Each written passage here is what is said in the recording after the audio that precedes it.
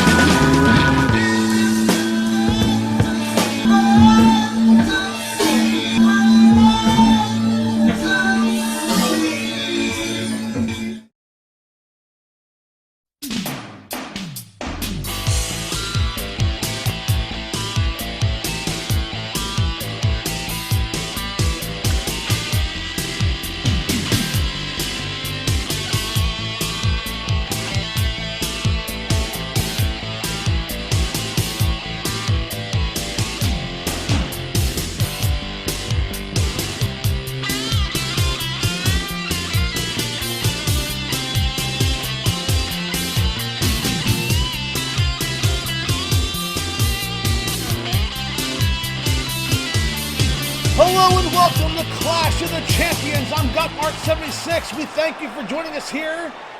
I will be joined later on in the broadcast by my tag team partner, Bill Knight will be joining me later on. And we start off today's Clash of the Champions with a great what-if matchup. Ohio. He weighs 225 pounds. Brian Pillman. As Flying Brian 1990 will take on Mr. Perfect Kurt Hennig 1990. The opening contest here at Clash of the Champions.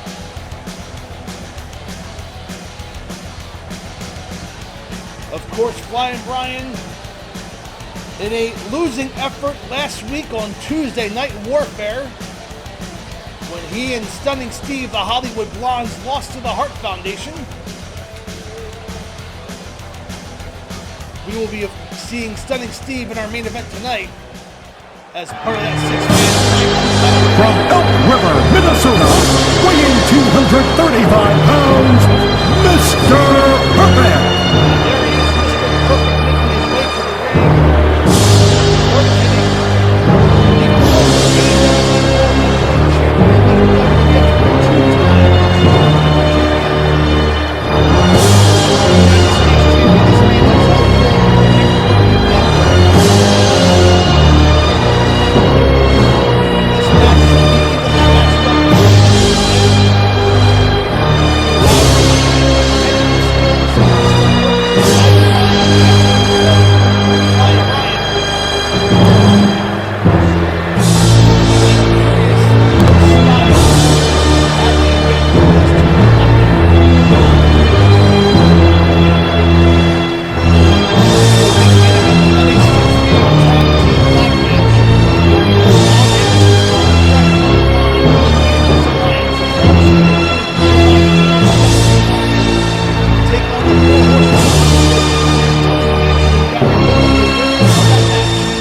the former Arn Anderson in their stable the rest of the 2K21 season.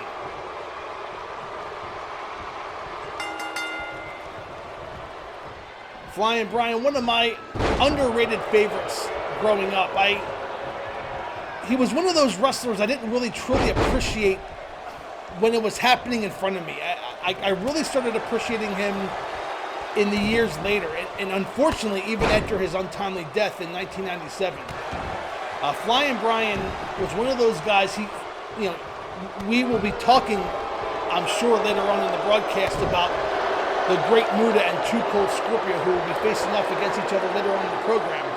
But Flying Brian, add that name to the list as men who brought some energy and excitement to the NWA during a time of change in 1989, as his aerial assault took many wrestlers by surprise in the NWA. He's a former U.S. Tag Team Champion with his partner, the Z-Man, a former WCW Light Heavyweight Champion, and of course you have Mr. Perfect, who was the former AWA World Heavyweight Champion, lost that AWA World title to Jerry the King Lawler in 1988, where he went to the World Wrestling Federation and became Perfect. And a beautiful drop kick by Mr. Perfect takes down Flying Brian. Ironically, both of these men were in some of my favorite tag teams. Curt Hennig was in a tag team called the West Texas Rednecks. Of course, they were infamous for their war against Master P and the Rap is Crap,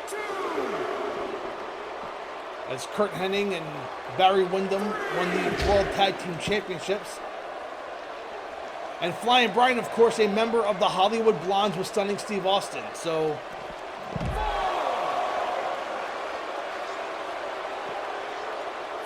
referee has begun to count up to 5, and these two men battling it out on the floor. In 1990, the booking committee at World Championship Wrestling had done everything they could to make Brian Pillman a legitimate contender. Obviously, we have the hindsight of 2020. We have Wrestling Observer, whether it's Dave Meltzer, we have Jim Cornette or Jim Ross on their podcasts.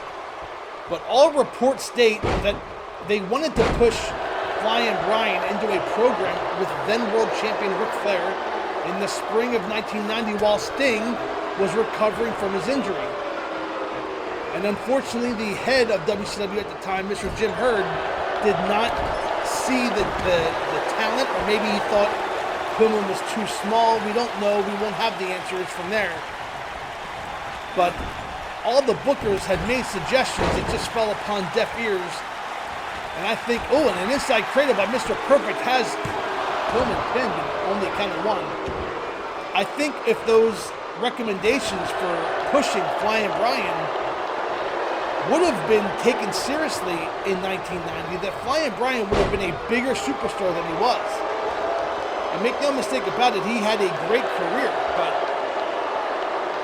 it's a what if, and that's what 2K21 season of Gotmark76 is all about. What if fantasy warfare. We thank you again for joining us here at Clash of the Champions.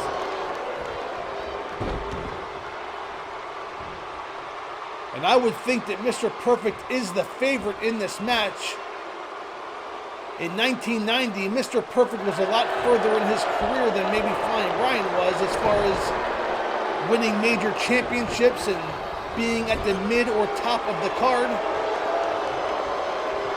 So the character or the portrayal of Mr. Perfect was in much higher standing than that of Flying Brian at this time in 1990. Beautiful maneuver by Flying Brian with a gut buster on Mr. Perfect, and down goes Curt Hennig.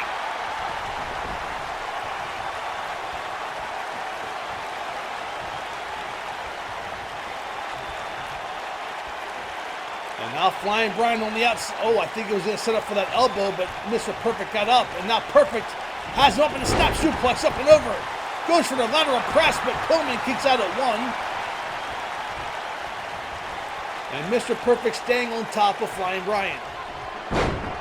Snapmare takeover, and look, this beautiful maneuver by Mr. Perfect, snapping the neck of Flying Brian.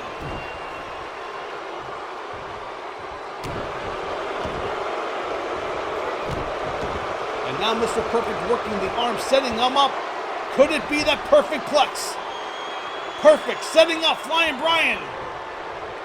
Grabs a leg, steps forward, kicks back, and there it is, a perfect plex. 1, 2, and 3. Now a kick out.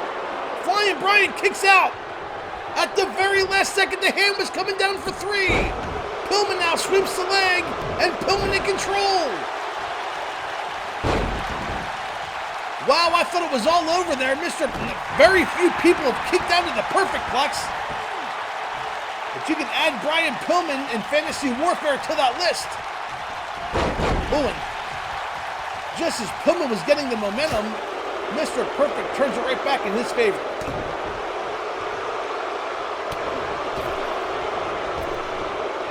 Into the ropes goes Perfect, and a beautiful drop kick by Flying Brian takes down Mr. Perfect. Pillman now in control, working the arm now. And now Pillman climbing the top rope. Could we see Air Pillman? He's climbing to the top. Perfect, getting back to his feet. Could we see the crossbody? Pillman leaps, nails the crossbody at the top, hooks a leg. Referee position 1, 2, and 3. And I would consider this an upset. Flying Brian Pillman pins Mr. Perfect in our opening contest here at Clash of the Champions.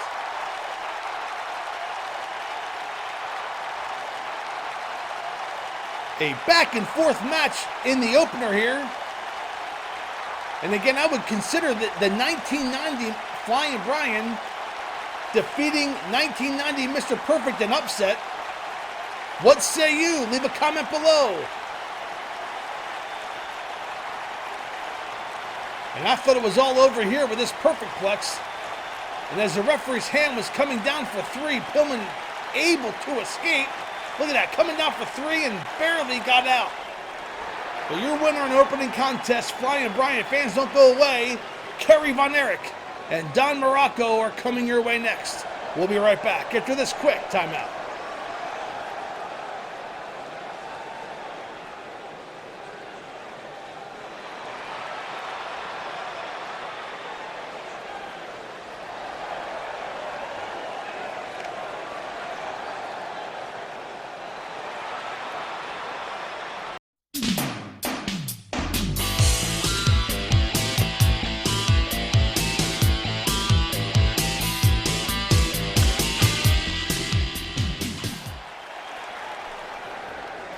Welcome back to Clash of the Champions, as this match between two former Intercontinental Champions will take place.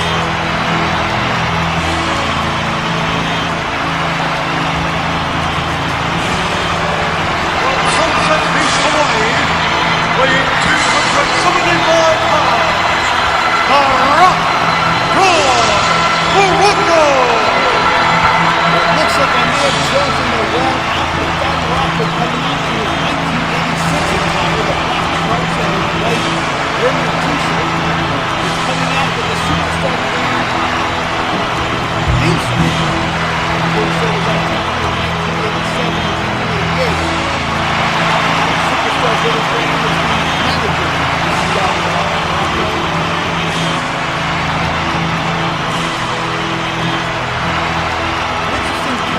Instead of watching the World Wrestling Federation of 1985, sort of take the wrestling as well. I only knew Don Muraco as I don't know, I mean, he wasn't necessarily an evil. He was more of a cocky and arrogant bad guy. Don't get me wrong, he was cheap. Yes, remember the feuds with Ricky Steamboat, Tito Santana.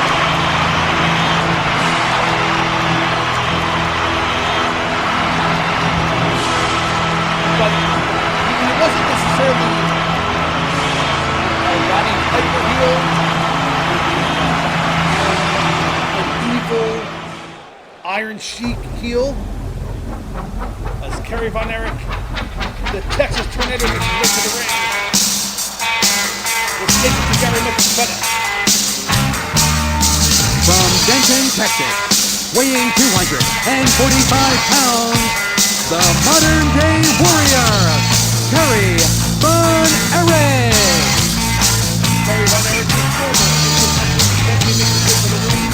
Both of these men competed in the World Wrestling Federation of 1984, and they were both former Intercontinental champions.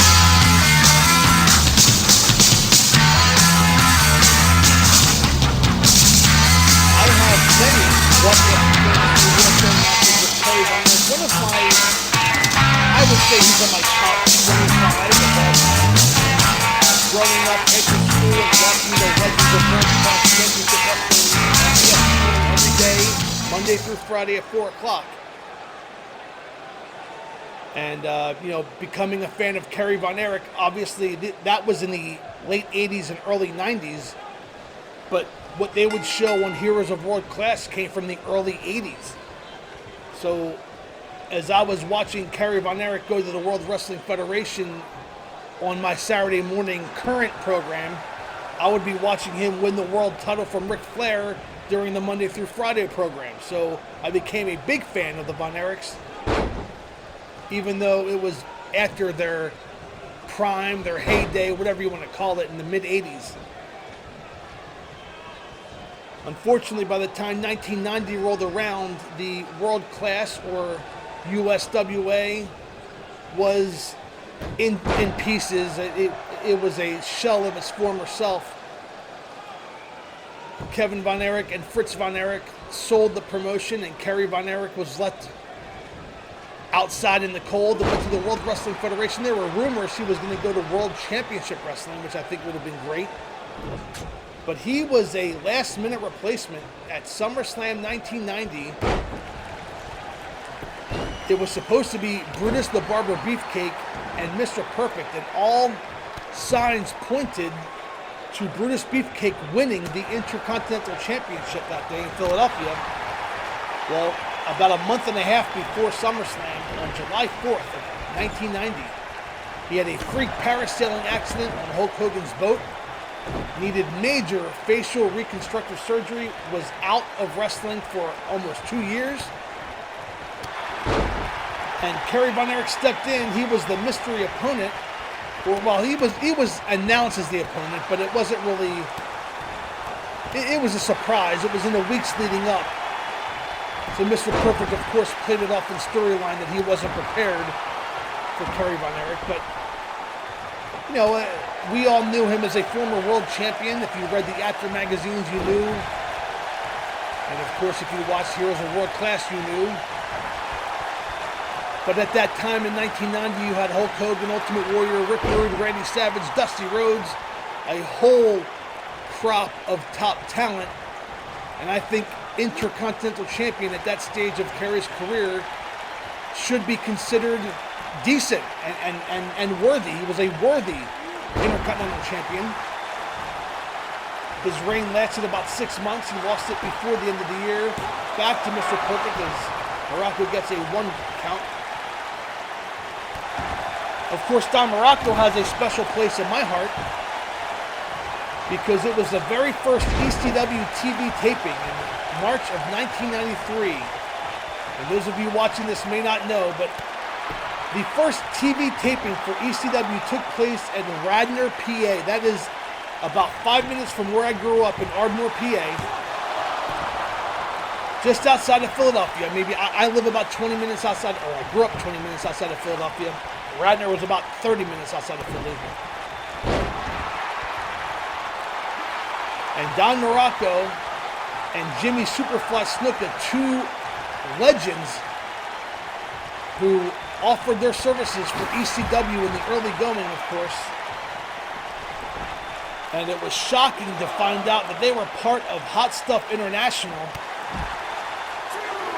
And then later on, at the second set of TV tapings at Cabrini College, when Paul E. Dangerously made his debut in ECW, it was announced that Hot Stuff International had combined and merged with the Dangerous Alliance. So at that set of tapings in April of 1993, you actually had Hot Stuff Eddie Gilbert, Don the Rock Muraco, and Superfly Snuka as members of the Dangerous Alliance. I mean, just talk about awesome. And of course, Cabrini College, that place held about 150 people.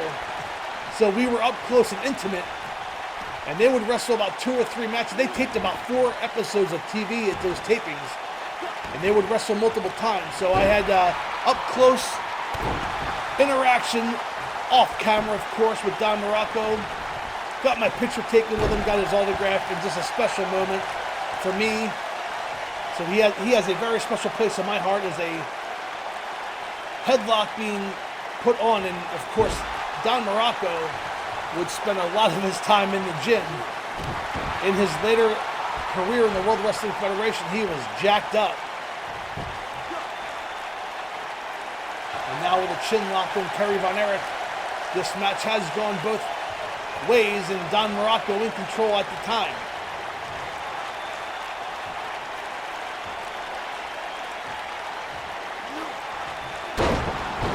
And now Von Erich gets out of the maneuver,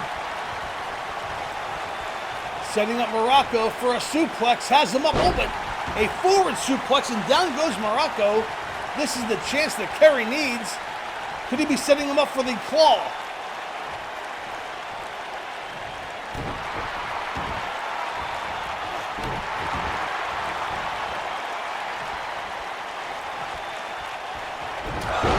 Big right hand.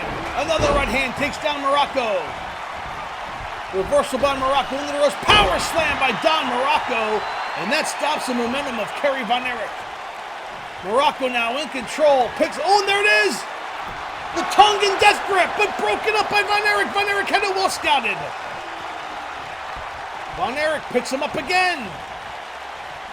And this time with a back suplex. Down goes Muraco. Von Erich back in control. Setting him up, could it be? It is. A discus punch, and down goes Muraco. Von Erich does not go for the cover. A mistake on that part, and a back drop by Muraco, and Muraco back in control.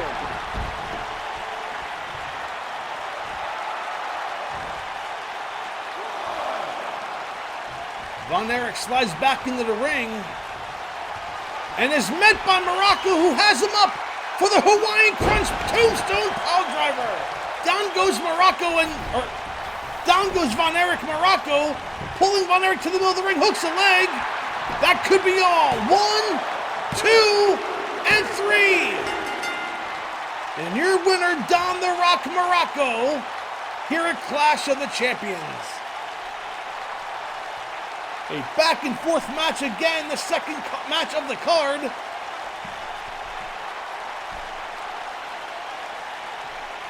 And Kerry Von Erich still looking for his first win here in the 2K21 season of Fantasy Warfare. Here are some highlights from earlier in the contest.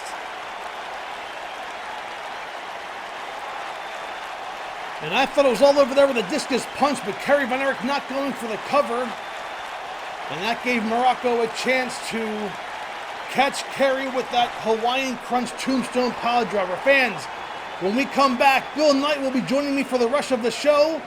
Too Cold Scorpio will take on the Great Muta.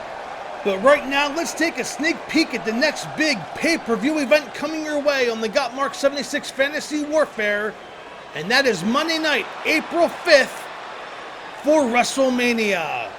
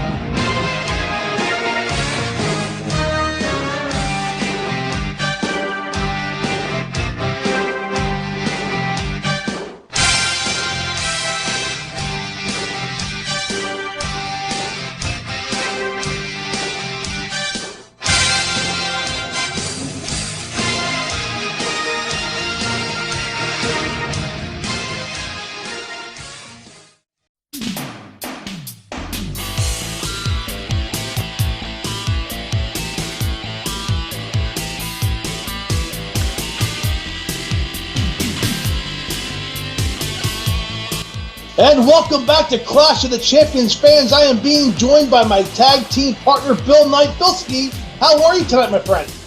Gotmark76. We're back in the saddle again here at the Clash of the Champions. Some fantasy warfare here. And we're set to... I'm really looking forward to this one. You're talking about two of the most innovative wrestlers of their times. Too Cold Scorpio here. Just a bit of a brief synopsis. He did get his debut in 1985, believe it or not.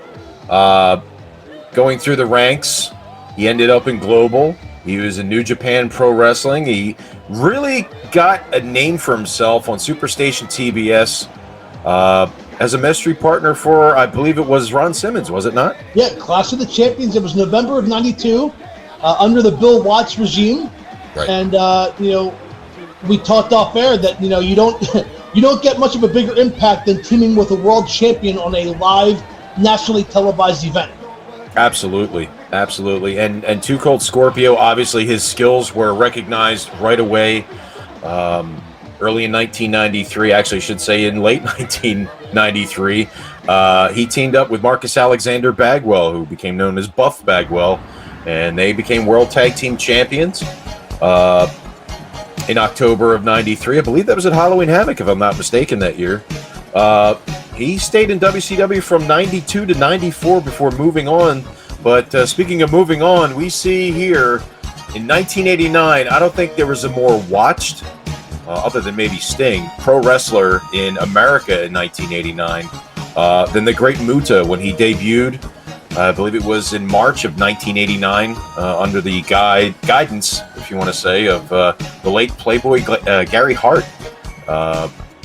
Billed then as the son of the Great Kabuki, which, at that time we're like, wow, Great Kabuki had a son? I wonder if he spits the mist. And of course, we all know that, of course, he wound up adapting that particular, if you want to call it an offensive maneuver, with the green mist.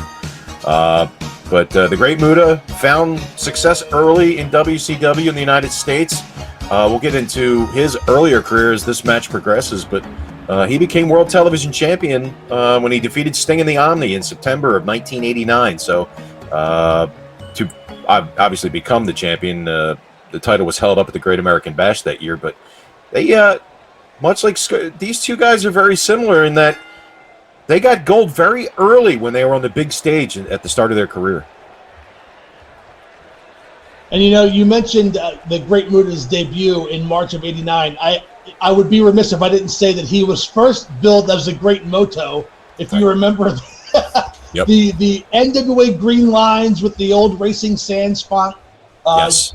And of course, Hiro Matsuda giving Gary Hart the Great Muta. And then, of course, our boy Zach is watching the greatest pay-per-view, in my opinion, of all time, the Great American Bash '89, when you had Muta and Sting. And you touched on that earlier. Those two men, you were just glued to the TV when those two men wrestled each other. And, Great Muta made a name for himself. And, we mentioned this on previous broadcasts, that if only the Great Muta had stuck around when Sting got hurt, I think his career would have been even higher than it was. And he had a great career in WCW. But if he had stuck around when Sting got hurt, I think he would have been the face to hold over. Instead of turning Luger face, they could have had Muta and Flair until Sting was healthy. And a beautiful suplex by the Great Muta has a pinning predicament and a kick out at one by Too Cold Scorpio. But this was a fantasy warfare match for me from day one. Sure. These two men they could have wrestled each other. I don't know. But if they did not do it on the grand scale of a WCW Clash of the Champions. I know my wheelhouse is sort of in the mid to late 80s into the early 90s, but quite frankly, I can't remember. Here's we got an inside cradle here. I can't remember either in tag, six-man, or any other form of match that these two had ever faced each other one-on-one. I got to think that if there was a meeting between the two, it has to be out there somewhere on YouTube, somewhere. Maybe somebody watching this could maybe enlighten us in the comments. But I got to say this. I don't think you mentioned Sting and the Great Muta, the Battle of the Paint at that point, as Jim Ross used to say, that I don't think that there was a better matchup. I think that match, as short as it was, could have stole the show. But back to what you were saying about another inside cradle here. Back to what you were saying about the Great Muta in 1990, when Sting went down with that injury. I don't think there's any question in my mind or anybody else's mind who was watching at that time that this man could have been and could have received a run either for the World Heavyweight Championship. Oh, what a splash! Has him pinned 1-2 and a kick out of 2, but too close Scorpio. I don't think there's any doubt in my mind that he could have had a great run in early 1990 with Ric Flair over the world title. They had, a brief match at Starrcade 89 that some would say, insiders would say, that was maybe a show stealer in and of itself. But there's no question in my mind, and to your point, if he'd have hung around, and perhaps maybe the booking committee at that time knew actually what to do with this man, maybe turning in babyface, turning against Gary Hart because he was being cheered anyway. Who knows what could have happened? Well, it may have been the booking committee, but it may have been Jim Hurd who kept that from happening. Right. And we touched base off air, Bill, that in 1992, the Great Muta made his return on a full-time basis to World Championship Wrestling, and that was when WCW and Bill Watts was working with the NWA, and they brought back the NWA World Title. He defeated Masahiro Chono for the NWA World Title. I believe it was in Japan in late 1992. Mm-hmm. And this guy, when he came back in 92, he was a full-fledged face. He was a good guy. People definitely cheered him, and he could work both heel and face. And you either loved him or you hated him. There was no in between. You cheered him either way, but you either loved him or you hated him because he was an evil heel. The going philosophy. It's funny you mentioned going a known heel, but back in that day, we got a schoolboy roll up here. Wow!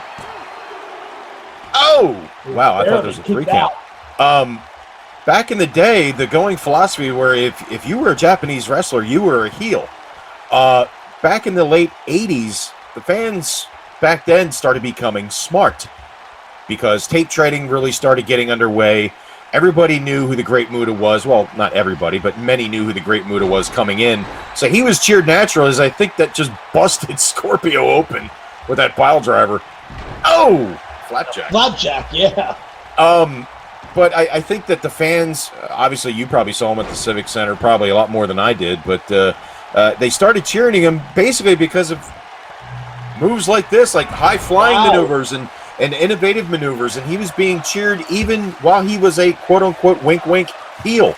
And the going philosophy of the booking committee was, rope break there, if he's Japanese, he's got to be a heel. Can't turn a babyface, which I think really laid into why he was never really pitted against Flair, because Flair at that particular point in time, before all that went down with Sting, was also a babyface at the time.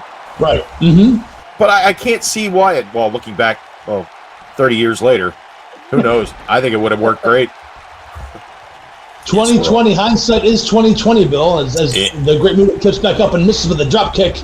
Or 2021 for that matter. Either way, looking back, looking in retrospect, you got to think that what if, obviously that's the basis of this, of what we're doing here, but what if in 1990, obviously we would have maybe seen this match, maybe in 1993 or 1994, but what if that big gold belt would have found its way around, easy for me to say, around the waist of the Great Muta in 92 or 90. Mm-hmm. Right, absolutely. Oh, and the kick out of 2. Oh, my goodness. As Muta barely gets a shot. And Great Muta had been in control for the most of this matchup, but he is in danger of losing this match as Scorpio climbs to the top rope, has Muta lined up. And a 450 blocked. Billy Kidman who? Long before Billy Kidman did it, this guy did it. And a springboard elbow in the corner. The Great Muta says this is it. What's he have in store here? Has him lie. Bulldog, down goes Scorpio. Well, there's an American move right there if I've ever seen one. Muta setting up Scorpio with a pile driver, spots him down again. Too Cold has been busted open. That pile driver did no favors. Muta climbing the top. Could it be the moonsault? He leaps and he nails him. It is. And that has to be all. Muta That's his move. 1, 2, and no! Scorpio kicked out. Wow, we had a block of the 450 splash, and then he kicked out of the moonsault. Muta, I think he was kind of PO'd at the referee. I think he already took out the referee. He did. And wait a second. We mentioned it before. He can obey the rules or break the rules, and there it comes. There it is. Poison mist. Right in the eyes of Scorpio. The dreaded green mist. Right in the eyes of Scorpio. Muta picks up the referee. The referee has no idea what happened. Not like this. Number 1, 2, and 3. The mist gets the win. Wow. The Great Muta wrestled a scientific match until the very end, Bill, and you can't trust those Japanese wrestlers. Hey, you said he was a baby face. He just used a heel move to win the match. What's going on here, McMahon? Man. Here are some highlights from earlier in the contest. I'll tell you, we've seen some prolific moves. It was a great visit to yesteryear with these two phenomenal athletes. We saw some.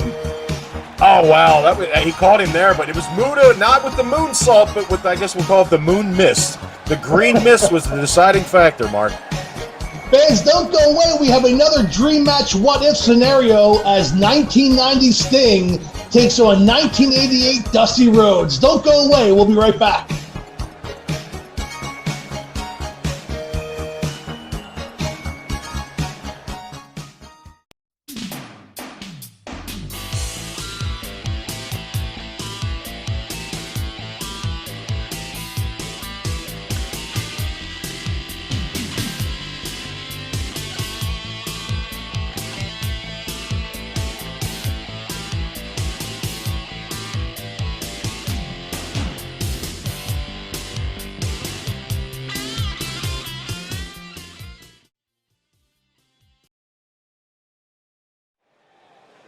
And welcome back to the Clash of the Champions.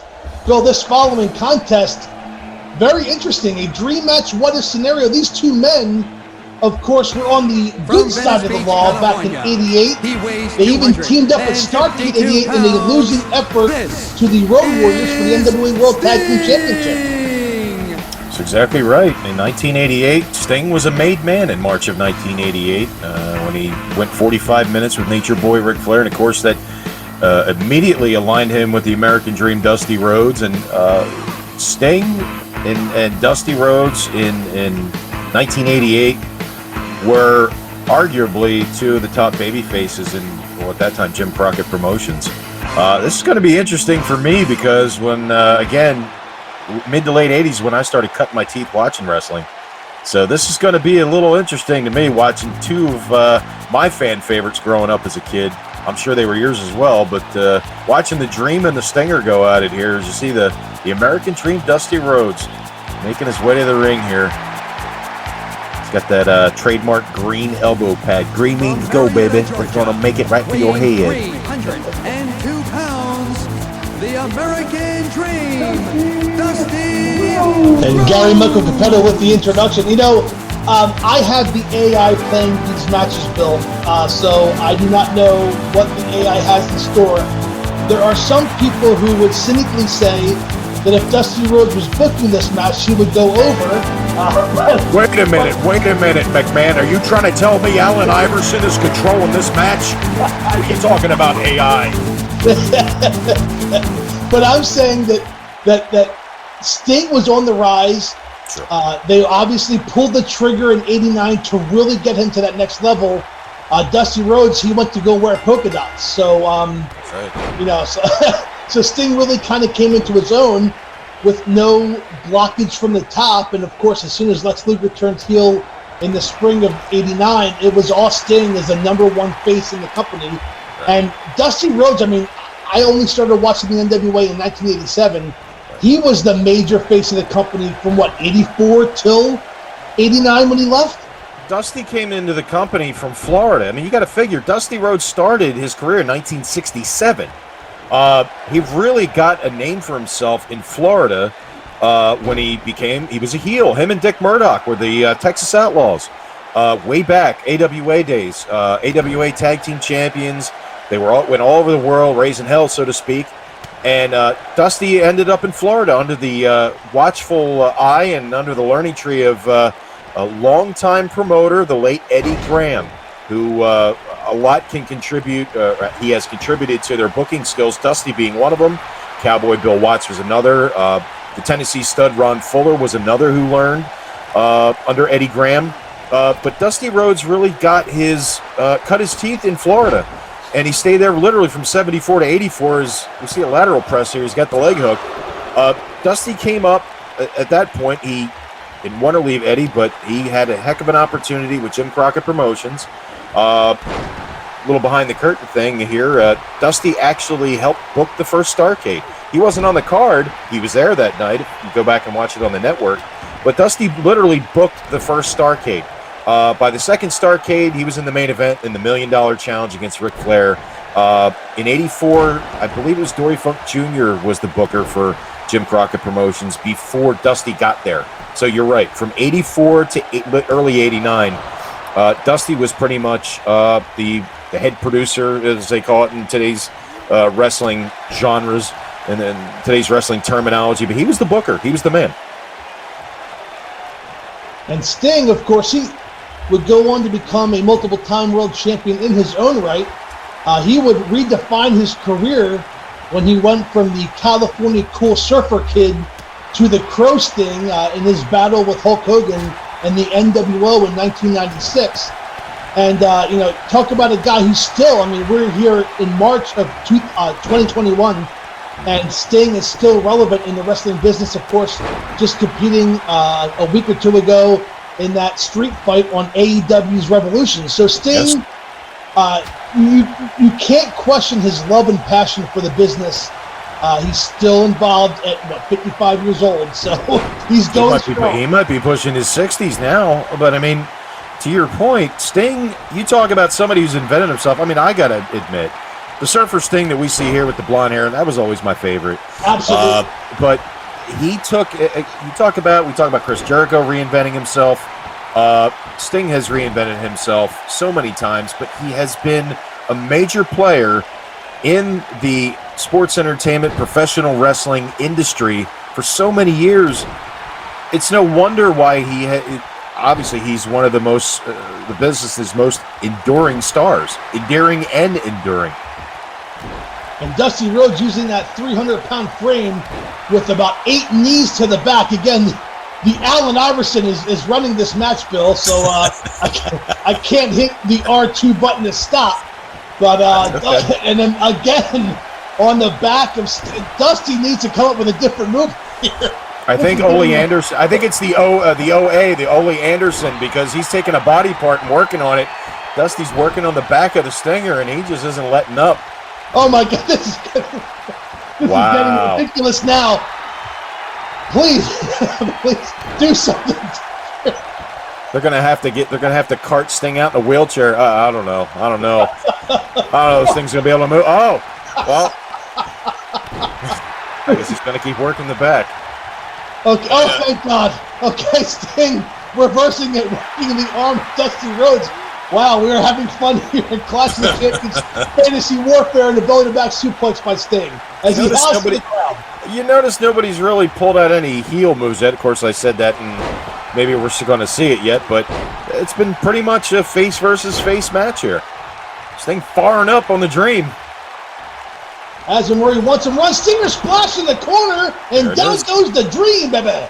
Might we see the Scorpion Deathlock? That's usually what comes after the Stinger splash. No, he goes for the pin. Dusty would never tap, Bill. 1, 2, and go! A kick out by the American Dream. I've never seen Dusty Rhodes submit in any match that I've ever seen him in his career, and the only time he ever lost to a submission hold was in 1986, where he passed out from Ric Flair's figure 4, but he was hurt going in. And speaking of submission, here it comes. The Scorpion Deathlock locked in, and look at the power of Dusty Rhodes doing a push-up. Is probably only one in his career. Getting out of that maneuver, throws Sting into the turnbuckle. What's Dusty Rhodes have in store here? You know he's got strong legs. He was burying that knee about 63 times, and this thing's back. Well, if he puts Sting in the Scorpion, Sting may have submitted. As Dusty has Sting in the corner, series of punches, but Sting pushes Dusty aside. I think he may have broken Sting's leg completely off his body. Oh, he's howling out to the crowd. He's beating his chest. Some old school Sting here, some old school Dream. Sting trying to make a comeback here. Is Dusty Rhodes in trouble? And there he goes, Sting. Sting. See, I spoke too soon. Yeah. I spoke too soon. Sting and Dusty were a decent team. I remember watching Clash of the Champions 2 back in 1988, Miami Mayhem. and they teamed up against Arn Anderson and Tully Blanchard in an effort to try to get the World Tag Team belts off the Four Horsemen at the times. You see the Dream start shucking and jiving here. And, of course, as you mentioned, they, in a losing effort, took on the Road Warriors in a match that I thought I would never see. To me, that was a dream match. But obviously, they were not successful. Uh-oh, here comes a flip-flop and fly, and there's the bionic elbow and the stinger. I don't know, did that bust him open? I think it busted him open. Goes for the cover. 1, 2, and 3. Oh, the elbow did it. The bionic elbow was the deciding factor in the American Dream. Dusty Rhodes gets the win here. Fantasy Warfare Clash of the Champions. Mark, we'll look back at some of the action. Went down earlier on in this one. It was all about the back for a while, Mark, I got to say. It was. We had a good laugh at that. Again, the AI doing these matches. I play some of them, but this one was strictly PS4. But, hey, look, I don't know at this time, if this is 1988, 1989 Sting taking on 88, 87 Dusty Rhodes, I don't know if we could argue the victor anyway. I think Dusty Rhodes at that time was the biggest face in the company. Sting, of course, would make his way in the years that followed. Mm-hmm. So I don't know if I could really argue with the decision, but Dusty Rhodes, with that bionic elbow right there, gets the victory over Sting here at Clash of the Champions. You see the ref tolls the count. 1, 2, and 3. The bionic elbow on the head of the Stinger. And the American Dream victorious here on Fantasy Warfare. Well, we have yet another Fantasy Warfare what-if fantasy matchup as the Road Warriors challenge Dr. Death Steve Williams and Terry Bam Bam Gordy. That match is next. Don't go away.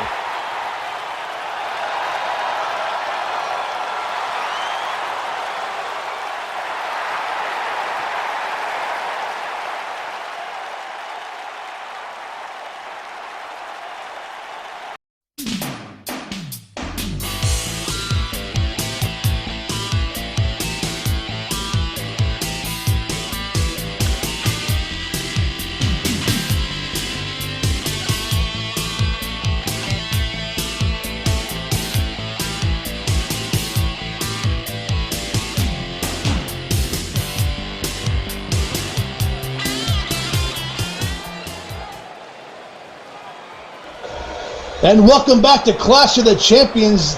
The following contest will be for the Unified World Tag Team Championship as Dr. Death Steve Williams and Terry Bam Bam Gordy, the 1992 WCW World Tag Team Champions, will take on the Road Warriors, the 1988 NWA World Tag Team Champions. Oh, this is going to be a good one. You talk about one of the most dominant teams of the early 90s in New Japan Pro Wrestling and in WCW. I mean, these guys, pounded the Steiners and became World Tag Team Champions, Unified World Tag Team Champions all in 1992. This is going to be a battle of the bulls.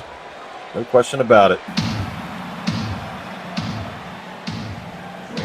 From Chicago, Illinois, at a total combined weight of 570 pounds, Animal, Hawk, the Legion of Doom, the Road Warriors. And there they are, Animal and Hawk, the Legion of Doom, the Road Warriors, making their way to the ring. This is going to be a Texas Tornado match.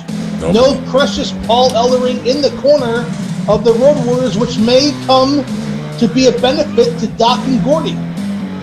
I'll tell you what, I don't know who booked this match, McMahon, but this thing is going to get out of hand, really. You got 4 big men in there, all either legitimately at or over the 300-pound range, and they're going to turn the Bayfront Center here in St. Pete into the Wild Bunch. I'm going to tell you that right now. This is going to be something to watch, but wow, what an opposing sight. Oh, man. And you figure all the men in this match right now are no longer with us. No, they are not, unfortunately. But can you imagine what this would have been like? And we're going to see maybe probably this could be one of my favorite what-ifs of all time. I've always wondered, what if the Legion of Doom hung around into 1992 when Doc and Gordy showed up? And man, I think we're fixing to find out right now. The fans are excited at ringside, and of course a Texas Tornado match is all 4 men in or outside of the ring at the same time. The first pinfall or submission will win the match.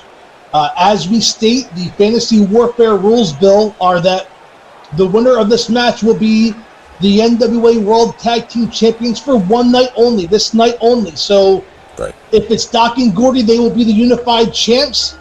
If it's the Road Warriors, they will be the unified champs for one night only. And Dr. Death going to work on Animal as Hawk goes to work on Terry Gordy. Road Warriors finally won the second of their Triple Crown of World Tag Team Championships on October the 29th in New Orleans, Louisiana against the Midnight Express. Doc and Gordy won the WCW Tag Team belts against the Steiner brothers. I believe that was in June of 1992. So only 4 years really separated these two teams from one another. But Doc and the Road Warriors have a history. Terry Gordy and the Road Warriors certainly have a history. The Road Warriors and the Freebirds in AWA days, and in '89 in the Massacre in the Cage in Marietta, Georgia. Dr. Death is a member of the Varsity Club against the Road Warriors. So there's a lot of history between these 4 men, just never as the Doc and Gordy duo against the Legion of Doom, the Road Warriors. It's Doc and Gordy. Bill Watts loved these guys, and that's why he brought them in. No two tougher, other than the Steiner brothers maybe in '92, were there, except these two guys, Doc and Gordy. You know, I want to touch upon something you just said earlier, and that was that at Wrestle War, it was Wrestle War '89 when Animal and Hawk challenged the Varsity Club for the World Tag Team Championship after Teddy Long at Clash of the Champions screwed over the Road I was going to say, royally screwed them out of the belt. And Nikita Koloff made his one appearance. That was, of course, after sadly losing his wife Mandy at the time. But he was still under contract to the NWA, and they took Nikita Koloff up on that offer. Right. And I just remember back in '89 when you had Nikita and the Road Warriors standing head-to-head with Dr. Dusty Williams. It was exciting. You were waiting for something to happen. And ironically enough, Dr. Dusty Williams would turn face in that '89, and him and Gordy would face off on opposing teams at the Great American Bash '89 in War Games, and Dr. Death would team with the Road Warriors and the Midnight Express in that match. That's exactly right. Doc and Gordy have always had a love-hate relationship. I mean, I'll take you all the way back to the days of the Universal Wrestling Federation. Yes. Bam Bam Terry Gordy, a member of the Freebirds at that time, and Doc was a stone baby face. There's no question about it. He was the top guy in Bill Watts' UWF in 1986. Save maybe Hacksaw Jim Duggan. But these guys had tremendous battles when Gordy became UWF heavyweight champion. I'm sure they can be found on YouTube, but if you ever go back and look for Doc versus Gordy, UWF, you're going to see some physical wrestling. I mean, I was strong style before strong style was cool. Absolutely. So they went back all the way into the UWF era before they came to blows. And then, of course, they had a mending of fences, and in 1987 they were friends, and then in '89 they were enemies again. And then, of course, in '92 they were friends again and formed arguably in the early '90s one of the most dominant tag teams, not only in WCW but in the world, for that matter. And you know, as Dr. Death goes for a cover on Animal, gets a 1, and they kick out at 1 by Animal. Over in Japan during this time, you had Bam Bam Bigelow, Vader, all these such talented big men. I would just love to have seen a fatal 4-way. You put Vader, Bigelow, Doc Gordy, the Road Warriors, and the Steiner brothers in a fatal 4-way tag team match, and I'm sold. You know what? I may have just announced a match down the road for Fantasy Warfare. If you can get a 4-way tag team match, a fatal 4-way tag team match, that'd be great. It certainly, I mean, I'd definitely be on hand to watch that. There's no question about it. But the Road Warriors, let's just put it the way it is. They are the greatest tag team, in my opinion, of all time. They have held every major championship around the world. Oh, we got a cover here. Bam Bam down on Hawk. And Hawk was busted out. Look at this. I didn't see that. That was an upset. I would call that an upset, Phil. I would say it is too. No question about it. That took us by surprise. Wow. we were giving kudos to the Road Warriors, and I did not see, but Hawk got busted open. It may have been during that pile driver on the outside floor, and that may have been enough to put Road Warrior Hawk away. That certainly took me by surprise. I know that took you by surprise, but man, it only takes a 3 count. and when you got 4 big men in the ring doing what they're doing, it could only be a matter of time before one of them wears down. And unfortunately, as you see, here's the pile driver. I think that did Hawk in that guy that busted him open there. As you see there, Bam Bam went down for the pin. Hawk wasn't quite ready to give in that time. So your winners and unified world tag team champions, Dr. Dusty Williams and Terry Bam Bam Gordy, the Miracle Violence Connection, if you will. I'm stunned. I can't believe that the Road Warriors actually put these guys over. Well, it's the booking of the AI, Bill. So, I got to have a talk with Allen Iverson, man. Great match, though, man. Great match. Fans, don't go away. The main event is next as the Dangerous Alliance take on the Four Horsemen. What's at stake? Arn Anderson's contract. We'll be right back after this quick timeout.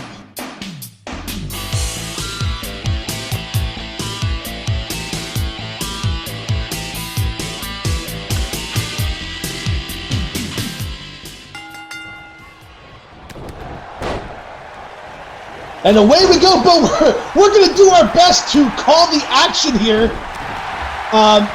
Good luck, I guess. There's 6 men in the ring as Bob Eaton goes over the top rope. I can't believe what I'm seeing here. We're seeing the Dangerous Alliance, the faction of 1992 against the greatest faction in the Four Horsemen from 1988. I mean, I'm in on watching this, and you got ladders involved? Bill, what's the one common denominator between the Dangerous Alliance and the Four Horsemen that's not in this match? That would be one of my favorite guys of all time, and I'm talking about the Enforcer, Arn Anderson.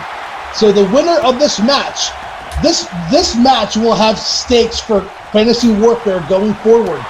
If the Dangerous Alliance win, then Arn Anderson will be teaming with Beautiful Bobby in tag team matches. If the Four Horsemen win, then Arn Anderson will be teaming with Tully Blanchard in tag team matches. So this match will have an impact with the rest of the season in fantasy warfare. I mentioned it earlier, titles are for one night only.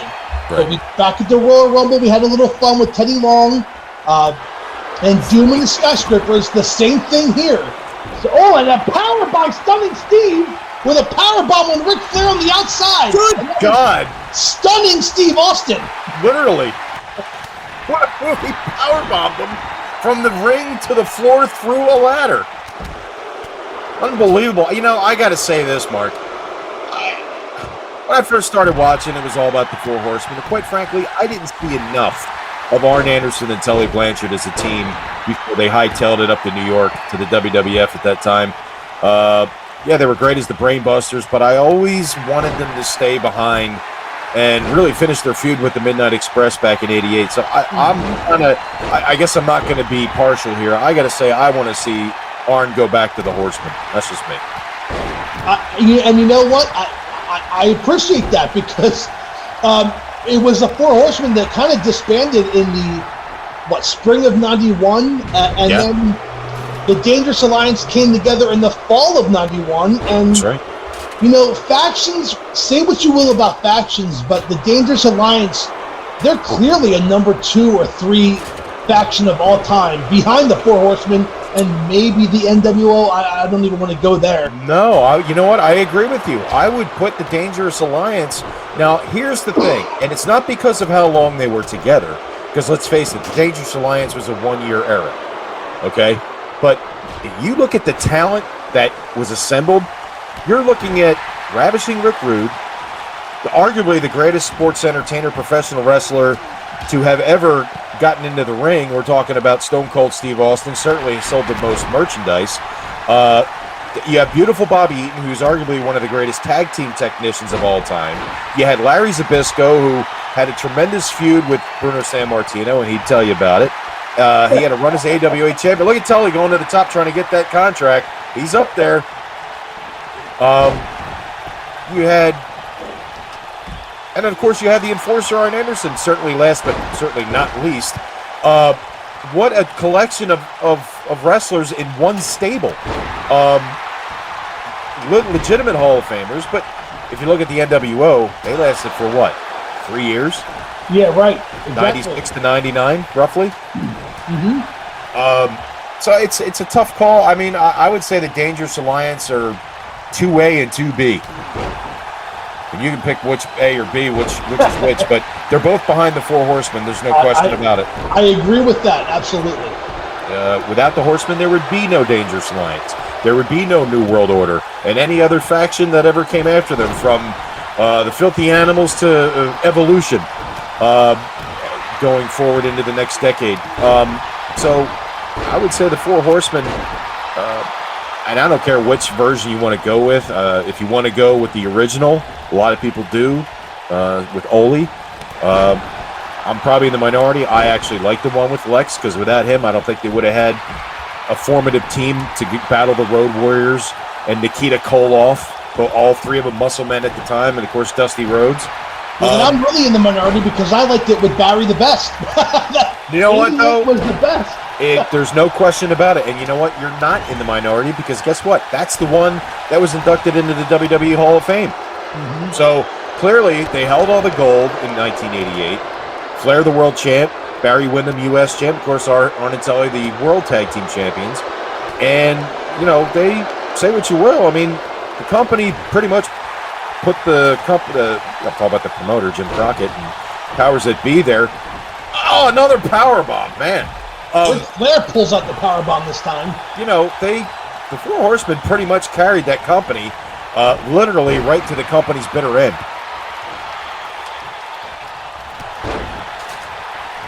There are ladders everywhere. This is fantasy warfare.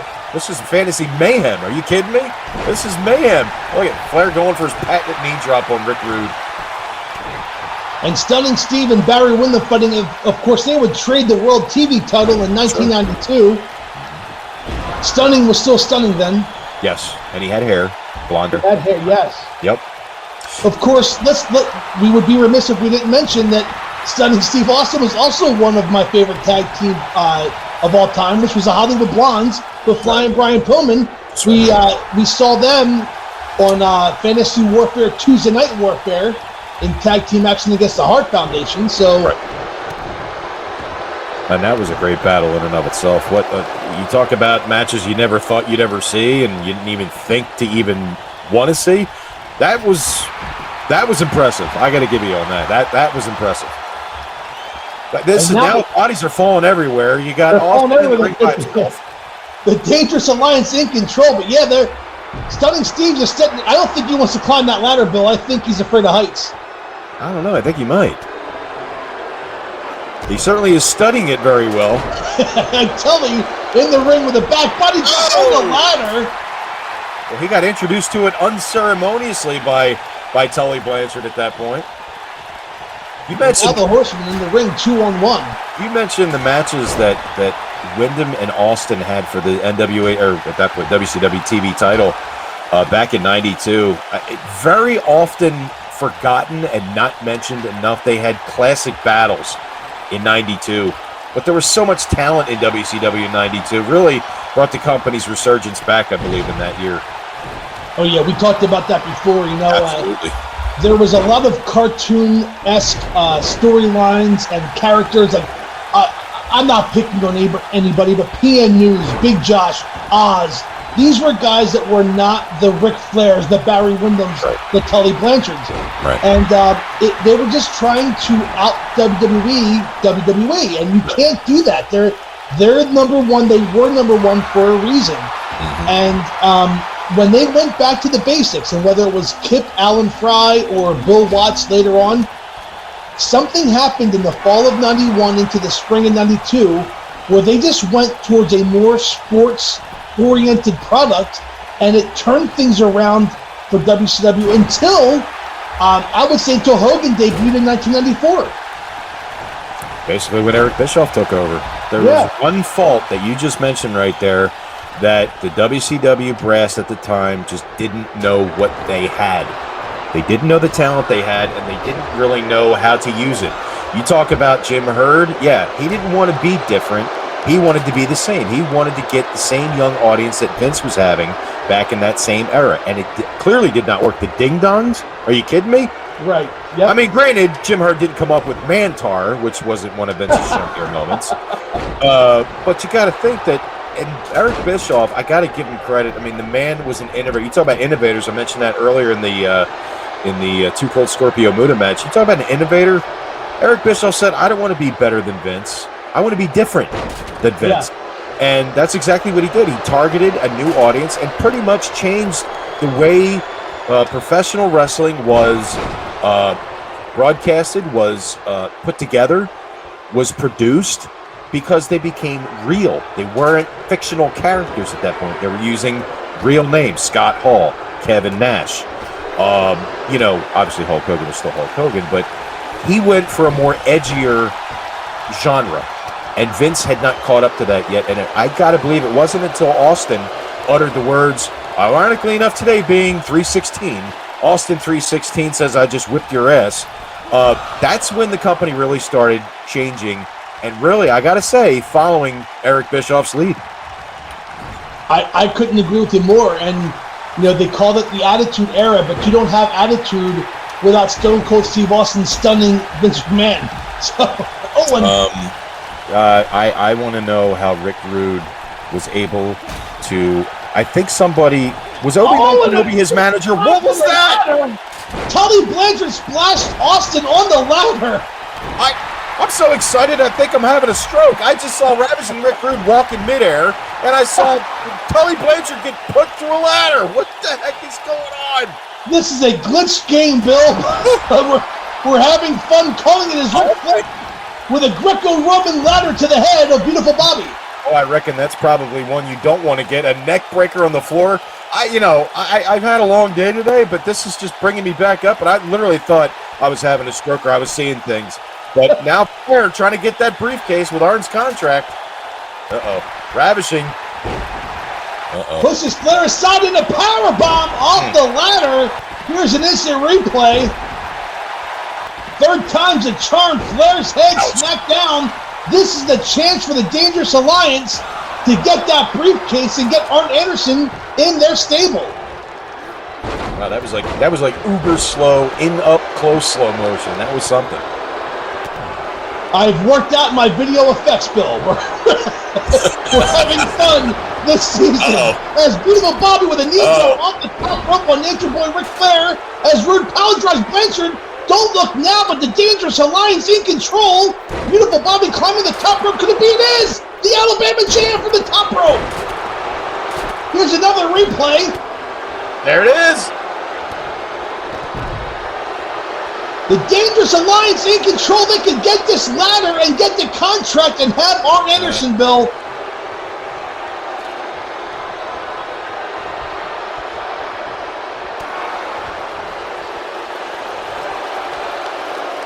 Well, I already mentioned, you know who I'm rooting for. Well, the Horsemen in trouble as Eaton with an elbow drop misses. Rick Rude climbing the ladder trying to get the briefcase.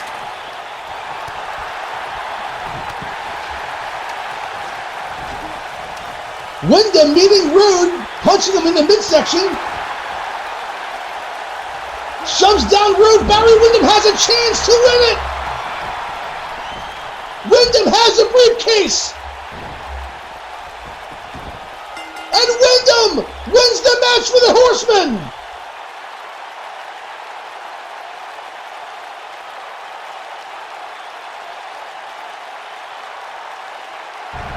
What a tremendous ending here. Beautiful Bobby off the top with a flying knee drop. Ravishing Rick Rude with a pile driver. This thing was mayhem from Jump Street. And wow. And there was Barry Windham to grab the elusive contract, and the enforcer remains a Horseman, Mark.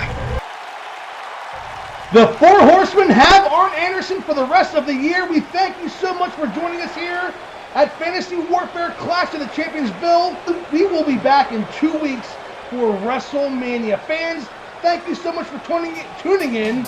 for Bill Knight on Gotmark76, and we'll see you at WrestleMania. Good night, everybody.